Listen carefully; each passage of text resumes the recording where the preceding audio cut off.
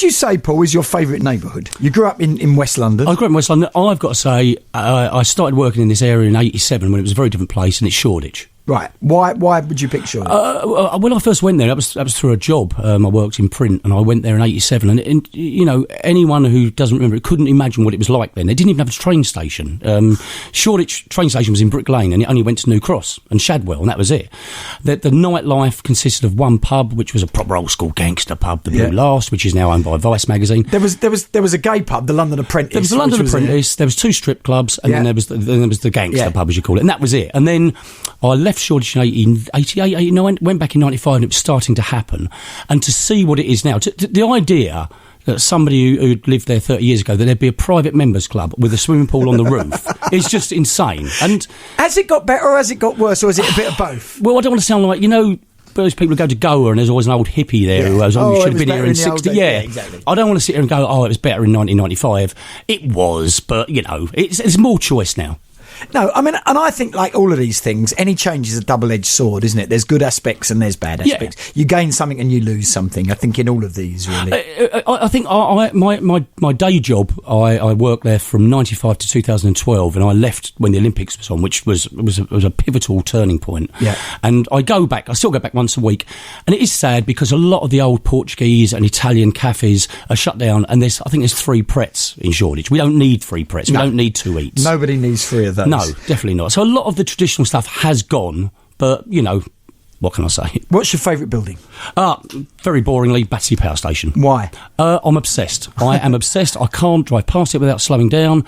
I took my great nieces and my youngest daughter, Annie, to Battersea Dogs Home a few years ago, and my daughter pulled me up saying, Dad, every time we walk past a window, I had to stop and look at it. It's just this insane, almost Stalinist building in the centre of London. I've never been inside. No, nor have I. And I don't want to go inside because I kind of like, you know, it's kind of like Kafka's The Castle. It's this building that is unobtainable to me, and I just want to stay outside looking at it. I love it. Will you be able to afford a flat in it? No. But I wouldn't want to, you know. Wouldn't you? No. Well, yeah, obviously I would like to afford one, whether I buy it with the money. Exactly. But no, I love the vision of it from the outside. When you were growing up, sort of in the outer reaches, were you always wanting to get into town? Or? Yeah, of course, yeah. From the age of 15, we'd get the 237 bus, I think it was, into Shepherd's Bush. Right. That's where we'd go to clubs, or we'd go into Richmond. You know, for growing up where I was, going to Richmond was London. Yeah. You know, that was a big deal. Going into Twickenham was London, even though it's only 3-4 miles up the road. Let's pick a building at the opposite end of the spectrum, one you really don't like. All of Canary Wharf. Right, why? Because it's vile. I work near there now. I've got no affection for the place. The fact that the All Bar One there is about the most left field, cutting edge bar in there is just appalling. It's Aldous Huxley's dream gone wrong. You see, because I spent a little bit of time doing some work with a club called Boysdale, which I quite enjoy. I don't anymore. Yeah. And that was there. It was in Canary Wharf. And I used to quite like it, in that it felt like I'd gone to a completely different city. It felt like I'd arrived in Toronto or Vancouver. I don't even know which one it is. Yeah. Like, one of them. Funny you say Boysdales. I used to be a big fan of Boysdales in Bishopsgate, ran out McDonald's place. But I've never been to the one in Canary Wharf. It's quite good. Yeah. It's worth it. Okay, all right. Okay. No, if they've got good music on. But it's just... I don't like it much either, and I certainly wouldn't want to live there. But when you think there was nothing there whatsoever before, I don't know. No, the set of the Long Good Friday. Yeah, exactly. That looks better. Yeah. I had he was a friend of a friend, and he lived in Kentish Town, and he worked in the Barclays building there. He lived right by Kentish Town station, so what he would do is he'd come out of his house 5 yards, get on the tube, change tube, and you come out underground, and then you get the lift or the escalator into the Barclays building and the HSBC building and the other buildings, so you never ever breathe fresh air. No, you don't see the light of day. And all the shops are underground. I cannot speak less highly of the place. All right, then let's cheer ourselves up. The best view in London. I remember back to a day in 1999 when I was getting up early, and it was probably about 5:30 in the morning, and I had the hump, and crossing London Bridge, pre-congestion zone, and look to the left, look to the right. To the right, you've got Tower Bridge, you're looking out at the hills over Kent, and to the left, you've got St Paul's, which is an obvious choice, but is iconic. It's fantastic. So you're going to go for London Bridge? London Bridge. And which way are you travelling? I'm travelling south to north. Okay, so I look left to St Paul's, right to Tower Bridge. What would you say was the first night that you actually DJ'd professionally? Do you remember what you played? What was the first record you played? I do. It was 1983. I think it was March or early April. Felton Football Club, and the first record I ever played was "I've Got a Woman" by Jimmy McGriff. A record I know very well indeed. Do you know? Funnily enough, when I played on Thursday night at the Jazz Club, I played a Jimmy McGriff track. What did you play? I think it's called MG3. It's an instrumental. MG Blues. MG Blues. It's the B-side of All About My Girl. Yeah, I played that. You never lose that mod ledge. You never forget that. Yeah. One of my listeners, Sarah, says I was at Sunbury British Legion on Saturday night. Good night had by all, says Sarah. What would you say is your favourite open space? A park or a garden? Do you know what? I'm going to give a different answer to the one I noted. I'd never been to Hallam Park until last year. And really? No, never been there in my life. And a friend of my wife's died, and they scattered his ashes there, and we went along. And I was amazed. How could I have never been to this place? You know, my wife's London born and bred. She's Edgware Road, and she'd never been there either. She didn't even know it existed. So I'm going to pick Hallam Park. Okay, no, it is. It's a lovely park. Yeah, it was one of the ones that I played in quite a lot as a kid because my family. Obviously, it's the end of your road. Yeah. Yeah. So I knew it very, very well. Although you always felt like you were in the posh people's park. I can understand that. Yeah. Get out, kids. It still has an air of the posh people's park to me, but that's because I'm posh people. Yeah.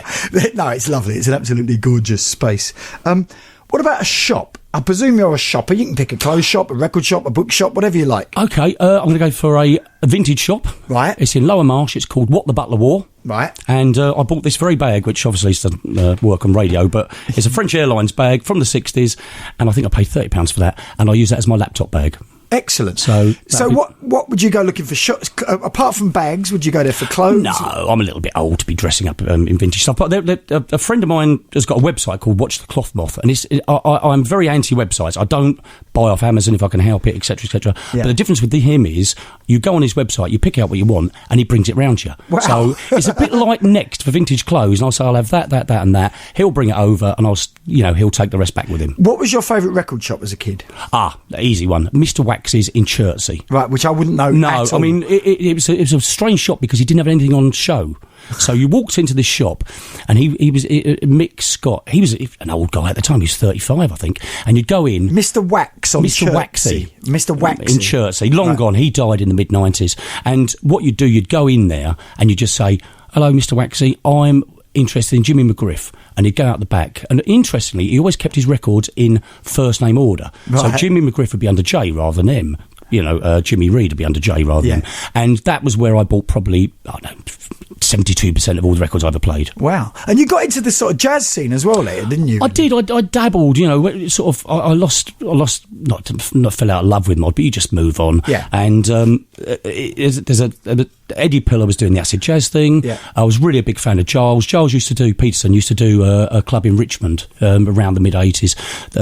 It was only a pub, I can't think what it's called now. But anyway, it was in Richmond on Sunday night, and we'd go along there, and it'd be I'd be struggling to get 100 people into one of my R&B soul clubs, and he was having 300 people in a normal pub. Wow. So, I dabbled with that. Paul Murphy was the best DJ I ever saw. I have absolutely no doubt. I didn't mention him because I'm going to come on to him shortly, but yeah, he was my favourite. Right, what's your favourite pub, bar or restaurant? That will be, my favourite pub is called the Gladstone Arms. It's in Borough. Right. Now, when you say Borough, everyone goes, "Oh, is it in the market?" It's not. No. It's by Borough Tube. So you come out of Borough Tube, turn right, go towards the Elephant, and it's first on the right there, Land Street. It's phenomenal. I'm not a particular folk music fan, and it's not just a folk music pub, but that's what it does very well. And really? Yeah. And it sells Addleston cider. I can't see you in sandals watching folk music. I don't wear Birkenstocks. I've got a beard today, though, so maybe that helps. It's great, and everything about it's the friendliest pub I've ever been in. The Gladstone Arms in Borough. That's a new one. What about somewhere to eat? That's got to be High Timber, which... I know. I don't know. It's about 3-4 years old. It's South African. Right. It's run by a lady called Nelline. Apologies for the voice there. It's a South African steak restaurant. It does cater for veggies. I took my friend Dee there recently, who's not only a vegetarian, but she doesn't eat mushrooms. So it doesn't leave a lot. No. But the great thing about it is the food. But you're sitting, it's right by the Millennium Bridge. Right. So as you look out the window, dead opposite, it's the Tate Modern and the Globe. Brilliant. You don't get much better views than that. No, that's pretty damn good. All right, then let's pick one memorable night out. I mean, you've clearly had a few. Yeah. One that sticks in the memory above all others. Right. This is why I didn't mention Paul Murphy earlier. So back in '86, I'm mod R&B obsessed. I wake up a mod, I go to bed a mod, everything about it. I only listen to records made before Christmas Day 1967, and it's very serious. I mean, we had a lot of fun, but it was very serious as well. Yeah. And one Friday night, I went to see a band called the Radical Shakes in Camden, an R&B band, very standard R&B band, very good. They were older guys. And someone says, we're going to this club called the Soleil Sombre. You've got to come with us.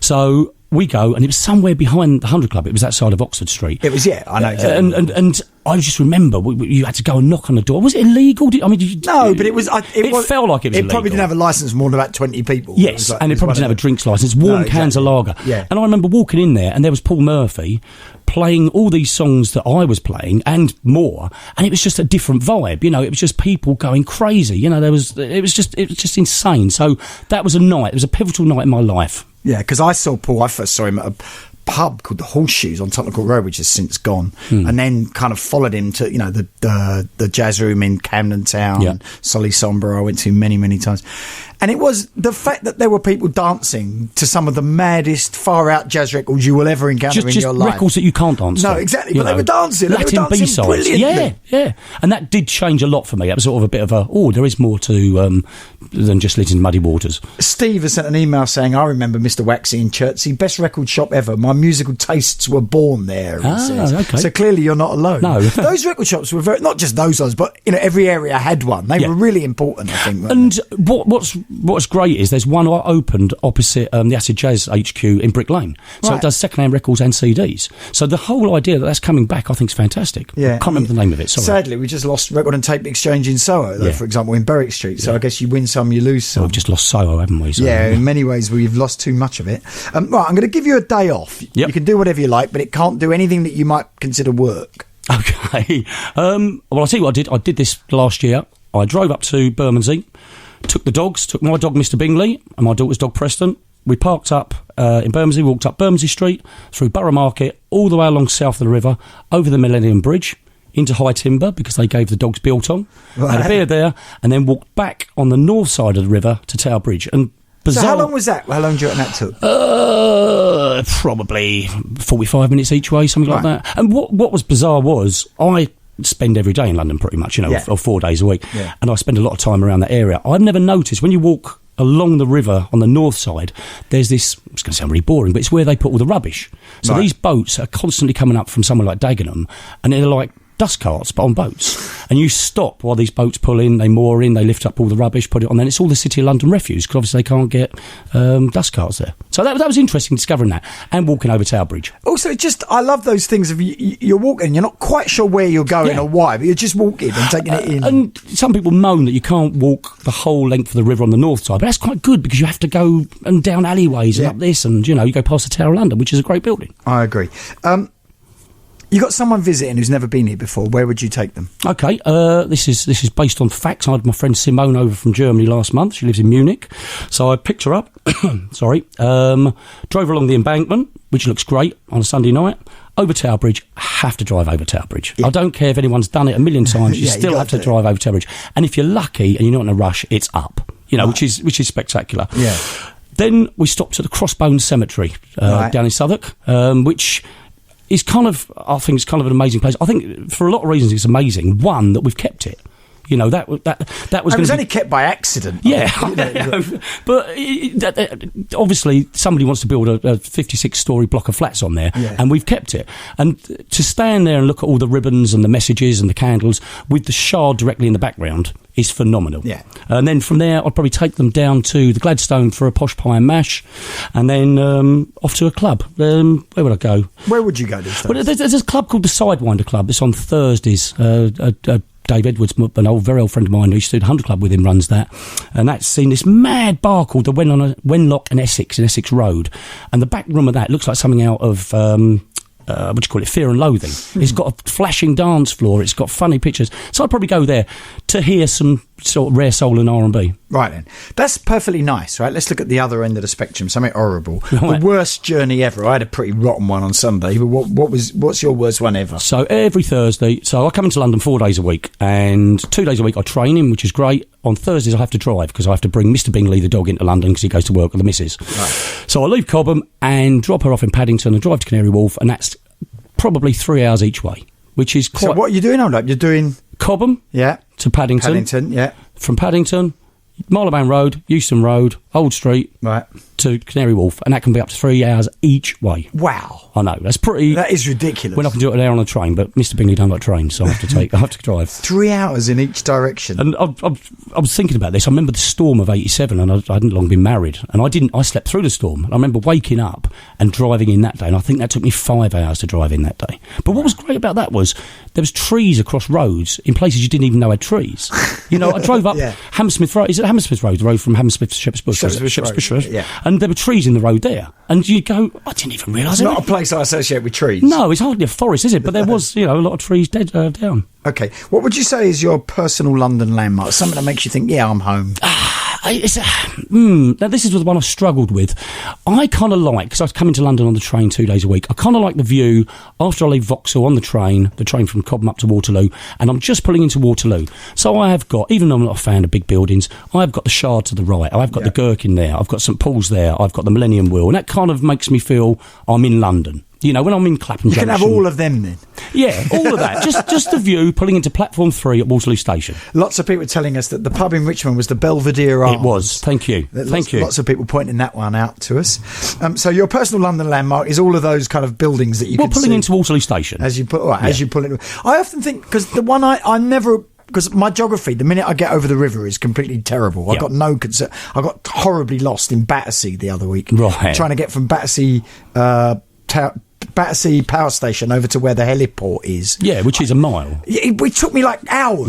Yeah. Hours and hours. Did you go on a helicopter there? No, I didn't. No. There was a recording studio literally next door to the helicopter. It's just that it was next door to the heliport. Anyway, so I don't have any conception of Battersea. So I'm completely confused and mystified and quite pleased every time. If you get a train from the south, like say you've been to Gatwick Airport. Yep.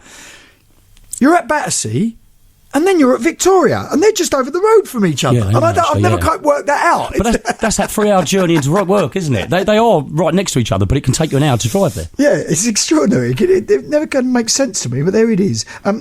Who would you say is your favourite fictional Londoner? Right, I did think long and hard, and I thought, okay, you're Sherlock Holmes, etc., etc. But I'm not the world's biggest reader, which is kind of weird for a guy that published books and magazines. So I've gone for Jimmy Cooper. Tell me who Jimmy Cooper is. Quadrophenia. Oh, that's Jimmy. I didn't even know his surname. Yeah, Jimmy Cooper. Yeah, and he's iconic. He grows up in Shepherd's Bush. He's he is London. So that's my fictional character. We got because we got later on we got Rick Buckler from the Jam coming in, and obviously we've had lots of people. Why do you think Quadrophenia out of all of those lasts well? It's still, because I watched it quite recently and it still holds up, I think. I've thought about it. I first saw it in probably early 1981, just when I'd absorbed the mod scene, and I thought it was the greatest film of all time. Obviously, I wanted to do everything in there. Then when we got into this mid-80s elite mod thing where it was all about listening to cool jazz and sort of being very serious about it all, reading French newspapers, etc., I thought it was the worst film of all time, because I can't remember who made the quote, it's not a film about mods, it's a film about a young kid that happens to be a mod, and there's so much not right with the film. Then when I got involved with the book a couple of years ago with Simon Wells, I contacted Bill Curbishley, Mr. Curbishley, who was fantastic, and he wrote the intro for the book, and I watched the film again with my daughter, who probably would have been 17 at the time, and once you forget the things that are slightly wrong, it doesn't matter. No, it doesn't matter. There's a Vauxhall, I don't know, whether it is a Ford Fiesta driving up the Goldhawk Road. What does it matter? It is a brilliant film. It's a love story. It's Romeo and Juliet for our generation. I think it's fantastic. And I had a very similar journey. When it first came out, I hated it. Yeah. Because I wasn't in it. And they hadn't asked me to be an advisor on it, which is what I'd sort of hoped and expected, because I sort of did know that mod scene from the very early days. And I hated it and said they got everything wrong. Yeah. And, look at the cut of that. It's not quite... Why are they playing My Generation when it came out in 65? Exactly. But then later on, I realised it's probably the best youth culture film of them all, I think. And I can watch it over and over again now. No, it's brilliant. I tell you what I think is fantastic. And Toya Wilcox is brilliant. She's fantastic, yeah. Absolutely wonderful. Sting less good. Yeah. I think that became apparent from the very beginning. What would you say is your favourite? If that's your favourite fictional Londoner, what's your favourite London film or book or play? I rewrote the film while I was sitting in the foyer. I'm going to go for The Day the Earth Caught Fire, which is a Val Guest film. You would know it, Robert. Would I? It's about... I've seen it. It's in black and white? It's black and white, but at the end, as the Earth gets nearer the sun, basically they set off a nuclear bomb which sends the Earth hurtling towards the sun. Yeah. It's all in black and white. Leo McKern's in it. I can't remember the other guys in it. It's a fantastic British actor. And at the end, as they get nearer the sun, it goes to sepia. It goes to sort of a red and black tone, and it's set in the offices of Daily Express. Yeah, and at the very end, I haven't seen it for years, but it's coming back to me. At the very end, it shows you the front page of Daily Express that says Earth saved, and then it pans out and they've done Earth doomed. They've done 2 editions because obviously it's the day of pre-digital presses, and I love that coming from a print background. And it's got some great scenes. It's got Battersea Power Station. Is it? With actually working. Right. So yeah, that's my film. Okay, so we've got one more question, which is about time travel, right? You can go backwards or forwards. You can go as far as you like in either direction, and you can come back home afterwards and live to tell the tale. So where would you go? Okay, so anybody who was a mod in the mid-80s would obviously have to pick the Scene Club 63, Guy Stevens Club in Ham Yard, which was the epitome of mod clubs, and that's kind of what we try to base all our clubs on. It's sort of from 83 through to 87, which was my era of DJing. Yeah. So probably the Scene Club, but thinking about this the other week, imagine being in London on VE night, 1945. Would be pretty remarkable, meeting the Queen and Princess Margaret. And also, you don't have to live through all the stuff before where they're bombing your house. So I'm just going back to the I quite like that. Just come in, take the glory, get back out again. So I think let's go for VE night, 1945. If you had gone to the Scene Club, who would you have, and there was a band playing, who would you have wanted to have seen? Probably the Soul Sisters. I don't know the Soul Sisters. Soul Sisters, 2 larger-than-life ladies, black American ladies, released on Sue Records. And when I was doing this sort of thing back in 82, you met loads of guys who'd go, "Oh, you're a mod. I used to be a mod like in the 60s. Oh, I used to like Herman's Hermits and the Dave Clark 5, Yeah. But then I met one guy who was cool, this guy Ray Crane, who's possibly dead now. And he'd been to the Scene Club, and he said he saw the Soul Sisters there. And if you can imagine, they're a bit like, who did It's Raining Men? The Weather Girls. Kind of big American ladies booming it out. And he said they were amazing. So, let's go for the Soul Sisters. I'm sure it would have been a fantastic evening. Oh, yeah. And I think I'd go along there with you, to be honest.